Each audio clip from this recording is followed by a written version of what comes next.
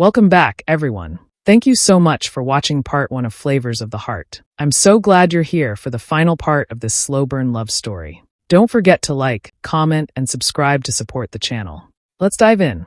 It's been a month. A month since Millicent Williams, the blind Ghanaian chef who once stirred hope into bowls of stew in a forgotten alleyway, stepped into the gleaming halls of La Lumière, a place that once seemed too distant for someone like her to belong. And in that month, something had shifted. Not just in the kitchen, where laughter began to quietly replace the stiff silence. Not just in the staff, who now greeted her with nods and sometimes even admiration, but in him, Kang Joon-ho, the cold, composed billionaire who built empires with silence and precision, had begun to talk to her. Not about budgets, not about deadlines or image or Michelin stars, but about her spices, her soups, her silence, and sometimes about himself. It began the day the VIP customer bowed to her. Something cracked in Joon-ho's expression. As he had watched from where he stood, something in him shifted, and since then he had watched her differently. He came earlier, stayed later. Sometimes he just stood at the threshold of the kitchen, listening as she hummed softly while chopping herbs, or kneaded dough with a memory in every motion. He never interrupted, but one night he did. The night was slow. Rain drizzled softly on the kitchen's windows like a metronome in another world. Most of the staff had gone home. Only Millicent remained, wiping down the counter slowly, her fingers running over the polished surface like she was memorizing it. Joon-ho stood at the edge of the kitchen, watching her. Then quietly, "Would you like me to walk you home?" She paused, startled. "Chairman Kang." He approached. "It's just Kang Joon-ho. Off the clock." Millicent hesitated, then nodded with a faint smile. "All right, Mr. Off the Clock." They stepped outside together into the light evening rain. Millicent didn't carry an umbrella. She never did. She liked the feeling of the world touching her skin. The air smelled like wet earth and car fumes and something sweet drifting from a nearby bakery. For a while, they walked in silence. Then Joon-ho asked, "What does the rain smell like to you?" Millicent tilted her face up and breathed in, a small smile tugging at her lips. "It smells like change," she said. He glanced at her, curious. Change. Back in Ghana, when the rains came, it meant the heat was ending, that the soil was ready for something new. It meant mothers would plant, children would dance, and the dust would settle. Change. He didn't speak for a moment. Then, "And what changed for you when you lost your sight?" Millicent's steps slowed, but her voice was steady. "I was 12.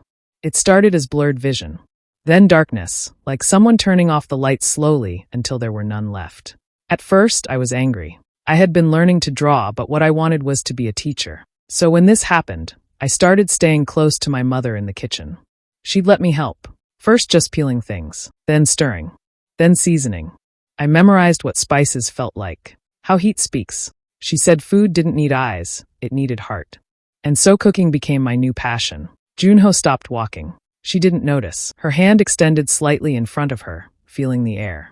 Her steps were confident, yet graceful, like someone dancing to a rhythm only she could hear. "I never wanted to be famous," she said softly.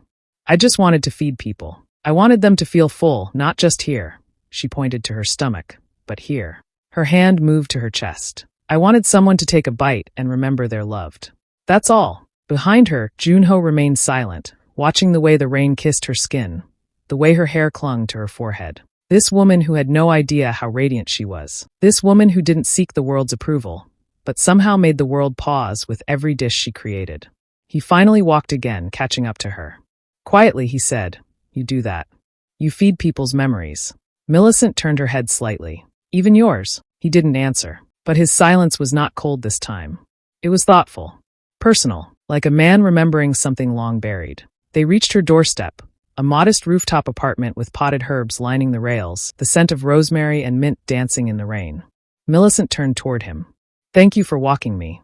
He nodded, his hands in his coat pockets. "Millicent." "Yes, I think. I understand what the rain smells like now." She smiled. "It's never the same for everyone." And with that, she disappeared inside, leaving Joon-ho standing alone under the rain, the scent of change clinging to him like something he wasn't sure he was ready for. 2 months arrived quickly than Millicent Williams could imagine.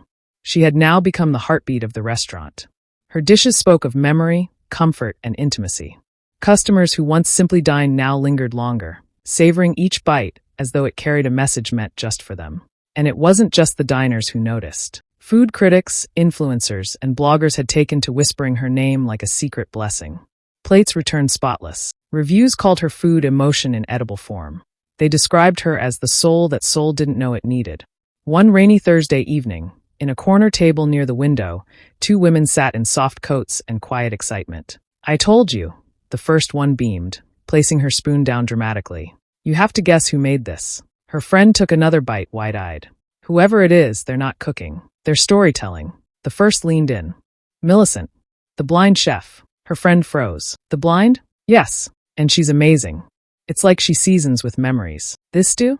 It reminds me of my grandmother's soup from back in Busan." They both smiled, warm and misty-eyed. That Friday, as the restaurant began winding down, a message was delivered to Millicent by Hayan.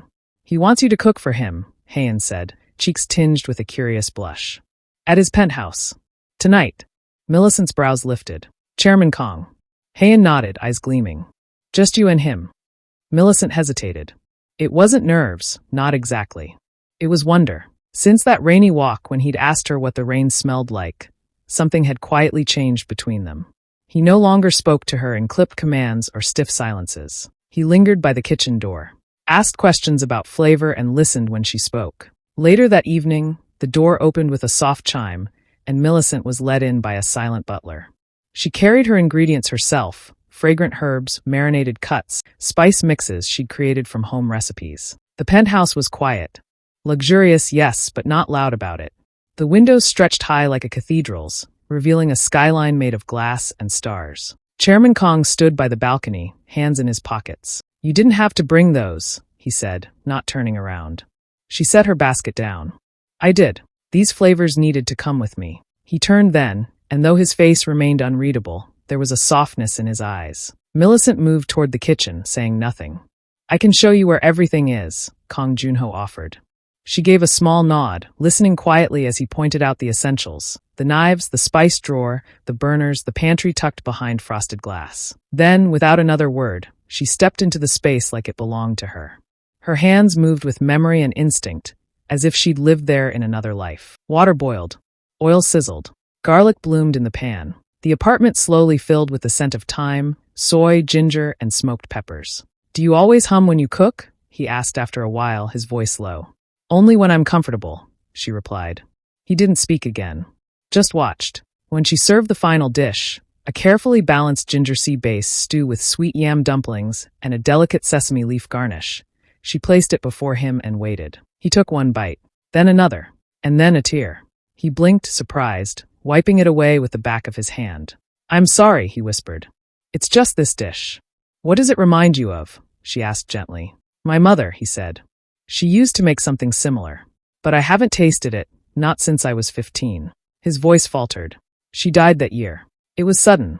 After that, my father raised me alone. He never remarried. Never spoke of her again." Millicent didn't smile. She simply nodded, her eyes steady, understanding the weight behind his words. For a long moment, silence returned. But it wasn't cold anymore. It wrapped around them like a warm wool blanket on a quiet night. Finally, Kang Joon-ho looked up. "I don't know how to be warm, Millicent. I was raised in a world of steel and silence. Success was everything. Emotions made you weak." He paused, then continued. "But when you're here, something shifts. I start to wonder if all this," he gestured toward the apartment, the city, the empire below, "means anything without a heart to beat in it." Millicent listened.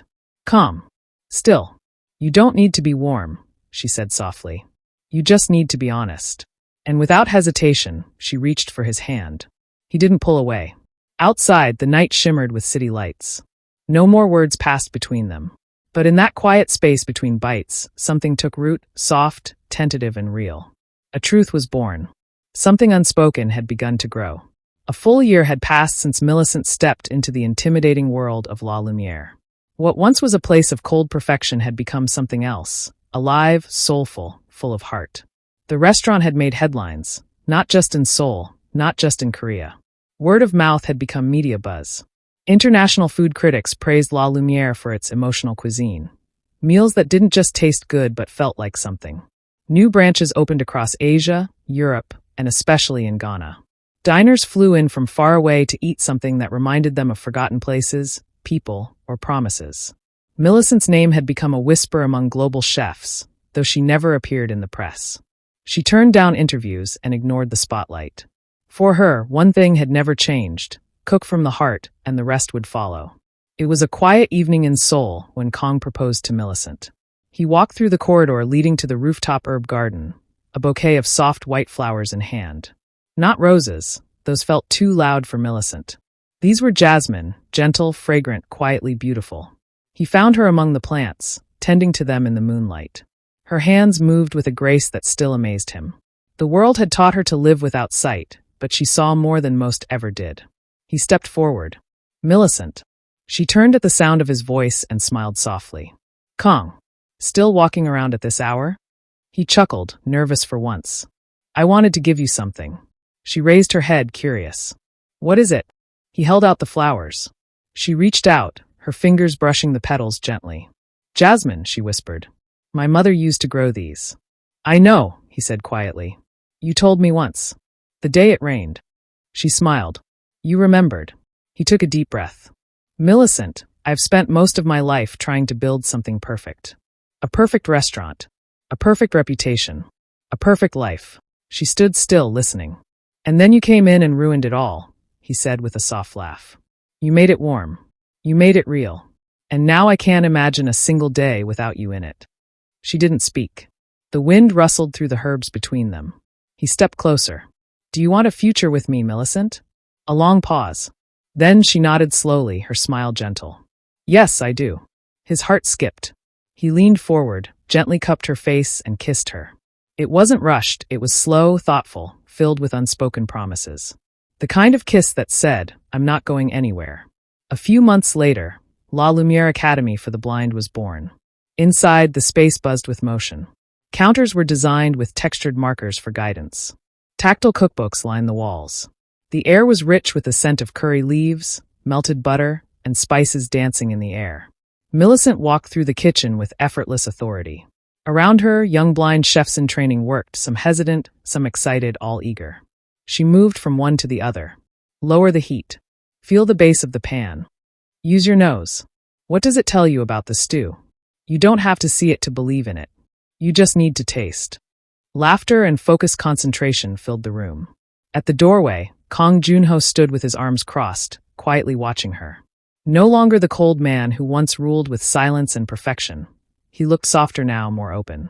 He smiled as he watched her teach, not just how to cook, but how to believe. A student called out, "Chef Millicent, can I try something new for the sauce?" Millicent turned, her face glowing. "Of course," she said. "That's how you find your flavor." Later that afternoon, as she walked beside him, he spoke softly. "You know, Millicent, I used to think recipes were made of rules." She tilted her head. "And now?" He smiled. "Now I know, the best ones are written with heart." She chuckled and looped her arm around his. And together they walked forward, two imperfect people, bound by flavors, memory, and a love slow-cooked into something truly extraordinary. Sometimes the warmest love isn't spoken, it's cooked, shared, and slowly savored. Thank you so much for being part of this beautiful journey. Your support, comments, and love truly mean a lot. Let's keep sharing more heartfelt stories together.